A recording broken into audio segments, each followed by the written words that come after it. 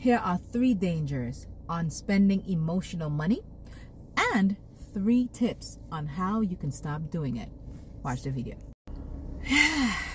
My money planner. Hi, so nice and shiny. It's one thing to say I'm writing down where all my money going, and it's another thing to say I put in the receipts in a transparent bag because I need to know where the receipts be so I can watch them. That's great. But now you need to have a money plan, baby. If you don't have a money plan, then people have a plan for your money. And your plan is not just to pay bills. We need to pay bills, but you should not be making money just to pay bills. No. Write a money plan down.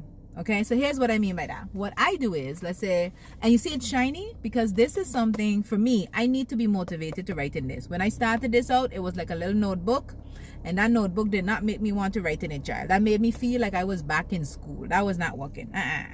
So I got this, he got rings, I could fold it around, could do all of that great stuff. Yes. So what is the difference with my money planner compared to my money journal, which is an agenda? In this, I'm just going to be super disciplined. Everything I've spent, when, what, why.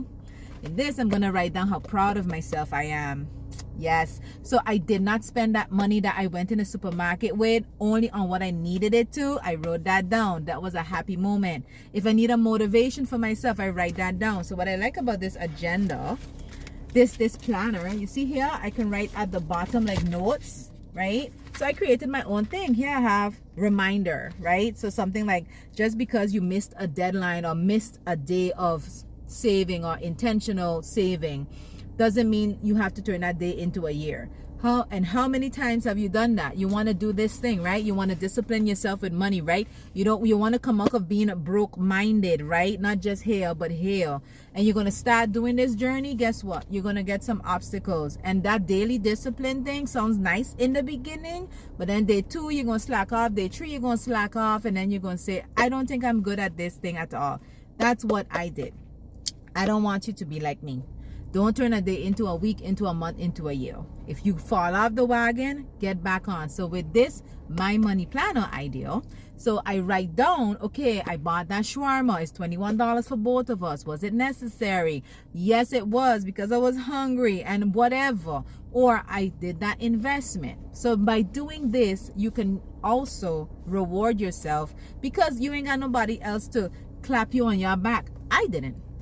I was looking for people. They were nowhere to be found. I had to be my own hero, which means I had to be my own cheerleader as well. Okay? This helps me to be my own cheerleader.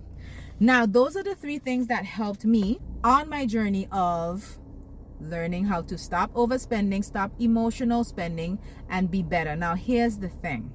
If after you listening to this video and you make it this far, chances are that you are also serious and interested in learning how to control your spending, how to manage, how to hold yourself accountable, and how to be disciplined.